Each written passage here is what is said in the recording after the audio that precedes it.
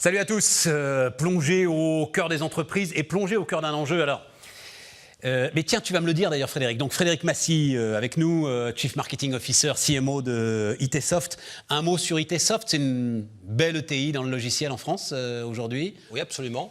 On est un éditeur de logiciels français. Ouais. Effectivement, notre métier, c'est la dématérialisation des échanges et la digitalisation des process métiers.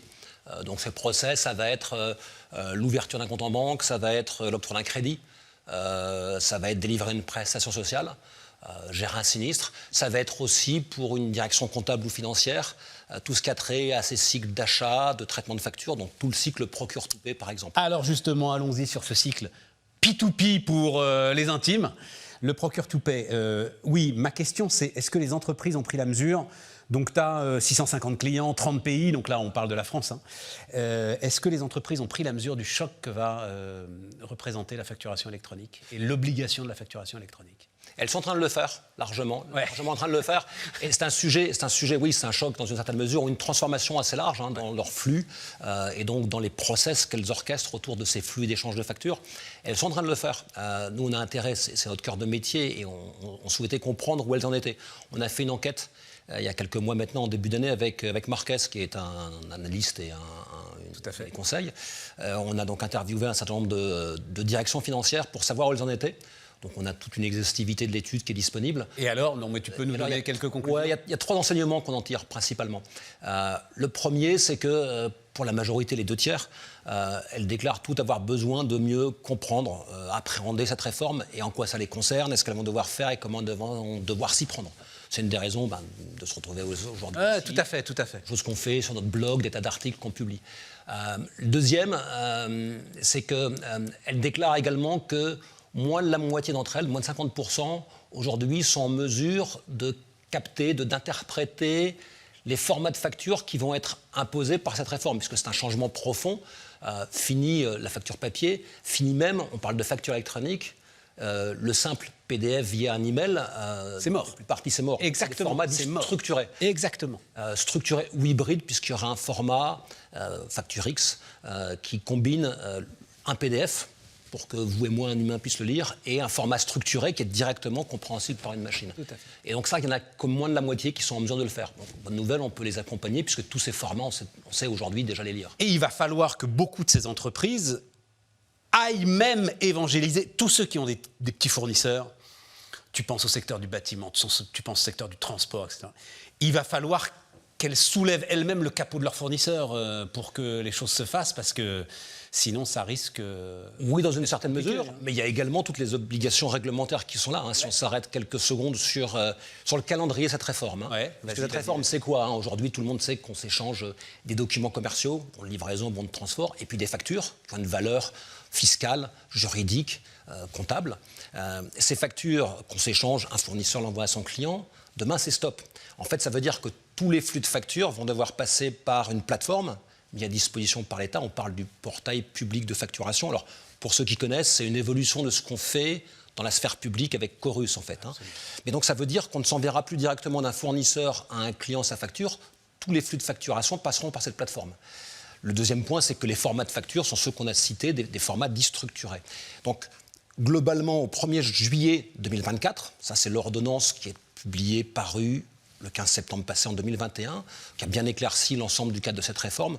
1er juillet 2024, toutes les entreprises françaises assujetties à la TVA devront être en mesure de recevoir des factures via ce portail, via ces nouveaux formats. En émission, au 1er juillet 2024, ce sont les grandes entreprises. Au 1er janvier 2025, ce sont les ETI, les 5000 ETI françaises. Et au 1er juillet 2026, ce sont toutes les entreprises françaises assujetties à la TVA qui devront émettre leurs factures. Donc, globalement, par cette réforme et par l'obligation qu'elle fait, tout le monde va se retrouver à s'y mettre. Est-ce que ça va être compliqué pour les plus petites structures d'émettre ces factures dans les bons formats? Certainement, il y a peut-être tas de prestataires qui vont les y aider. C'est ça, c'est là qu'on espère que vous serez au rendez-vous. Oui, alors nous, notre... Pour avoir des solutions simples. Tu sais, ce que je dis très souvent, c'est quoi un petit patron? C'est un gars qui n'a pas le temps. Voilà.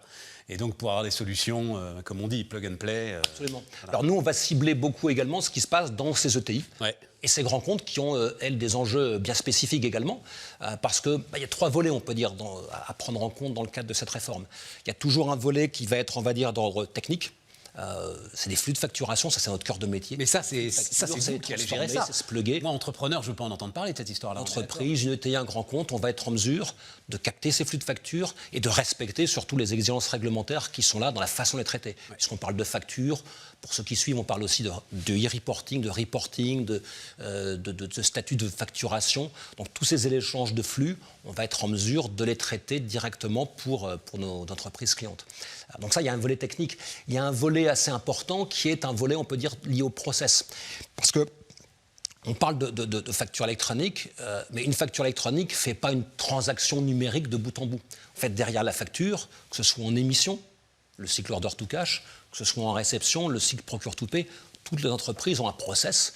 Ces process, et c'est un des enseignements qu'on avait d'ailleurs dans l'étude Marquès, ils sont encore peu digitalisés de bout en bout. Bien sûr. Beaucoup ont commencé à le faire, donc ça veut dire qu'ils sont encore relativement manuels.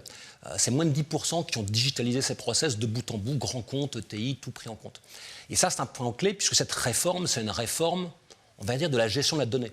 Donc si j'ai des process qui sont encore massivement manuels, je vais injecter des données informatisées dans un système manuel, je risque un peu l'embolie, en fait. Et ça, c'est dès juillet 2024. Donc le compteur est parti, le compte à rebours est lancé pour se mettre en conformité, ou en tout cas se permettre de tirer profit de cette réforme pour gagner en compétitivité. Après, c'est là où c'est très intéressant. Pourquoi est-ce que l'État fait ça ? L'État fait ça pour réduire la fraude ? Oui. Premier élément, c'est la fraude à la TVA. Voilà. Il y a 4 raisons. La première, c'est la fraude à la TVA, telle que c'est évoqué par les services de Bercy. Donc en France, on estime la fraude à la TVA 12 à 15 milliards d'euros par an. Donc en mettant en place le système, dans les premières années, on va récupérer quelques milliards de fraude à la TVA. C'est pas négligeable. Les estimations de fraude me font toujours sourire, moi, mais enfin bon. Enfin, celles-ci, elles sont par définition avérées au niveau. J'en sais rien. Enfin bon, bref. Mais le premier élément, en tout cas, c'est là. Oui, absolument. Le deuxième, c'est de permettre de faire ce qu'on a fait avec, sur la déclaration de TVA, avec ce qu'on a tous connu sur l'impôt sur le revenu, c'est-à-dire des déclarations de TVA pré-remplies, donc simplifier la vie des entreprises. Exactement.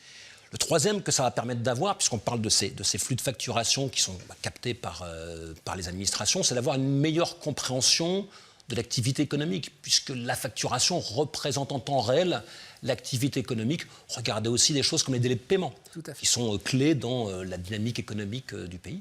Et puis le quatrième qui est avancé, c'est d'aider la compétitivité des entreprises en les aidant ou en les poussant aussi à dématérialiser leurs échanges dans ce cadre-là. Donc c'est les 4 raisons principales pour faire cette réforme. On n'est pas les premiers à la faire. Non, alors c'est ça. L'Italie a été en avance sur nous. L'Italie est en avance. En fait, il y a des leçons à retirer de ce qui s'est passé en Italie. Je crois que ça s'est globalement bien passé en Italie, non ? Ça s'est globalement bien passé.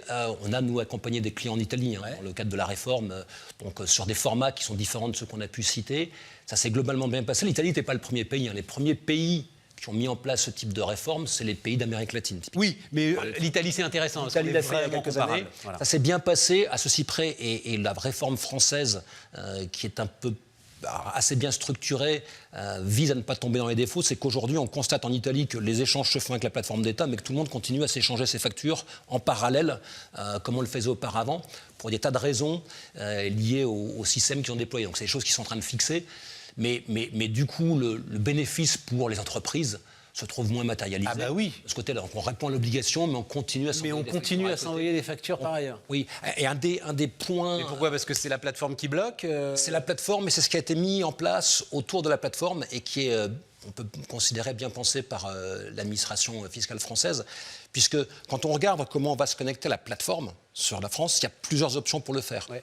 Une entreprise, une ETI, un grand compte, une PME, va pouvoir, si elle le souhaite, y aller directement, alors manuellement pour les TPE, dès qu'on gère quelques milliers de factures, soit s'amuser à gérer les API, etc. Bon, ça, généralement, ce n'est pas leur métier, c'est le nôtre, on va le faire pour eux. Et donc, il y a des partenaires qui sont spécifiés, d'ailleurs, dans le cadre de l'ordonnance. Il y a 2 types de partenaires. Des opérateurs de dématérialisation, c'est ainsi qu'ils sont nommés, donc qui vont permettre techniquement de le faire. Donc, nous, on offrira une offre d'opérateurs de démat.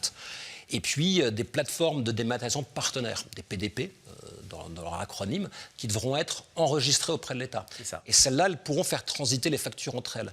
Et ce qu'elles vont permettre de faire, et ça c'est un défaut qu'on a pu retrouver dans d'autres pays, c'est que un certain nombre d'organisations, d'entreprises, gèrent aujourd'hui des flux EDI déjà entre elles, donc des flux parfaitement informatisés, souvent pour des grands flux de production avec un ordre d'ordre, dans l'automobile, dans l'optique. Et donc ces flux sont sur des formats qui ne sont pas ceux natifs de la plateforme. Donc ceux qui ont des flux EDI auront tout intérêt à capitaliser sur ces plateformes partenaires qui leur permettront de gérer ces flux. Et donc ça, on va permettre de généraliser le système. Et on a de toute façon, nous, l'expérience de Chorus, qui est de la vie générale, une plateforme qui fonctionne remarquablement bien. De toute façon, dès qu'il s'agit de pognon, l'État sait parfaitement défendre ses intérêts. Après, on va monter en puissance puisqu'il s'agit de passer de 2,5 milliards de factures sur la future plateforme. Oui, tout à fait. Voilà, tout à fait. Mais c'est vrai que cet acquis de Chorus au départ et de Chorus Pro est quand même quelque chose qui peut rassurer. Absolument. Et la façon dont l'impôt à la source aussi s'est remarquablement bien passé. Tout à fait. Alors, ce qui peut rassurer. On sait que ça n'allait pas se passer. Alors qu'on pensait que ça allait être une catastrophe. Oui, absolument. Merci pour tout ça, Frédéric. Frédéric Massy, donc, est le vrai sujet, un vrai sujet pour les entreprises dans les années qui viennent autour de la facturation électronique.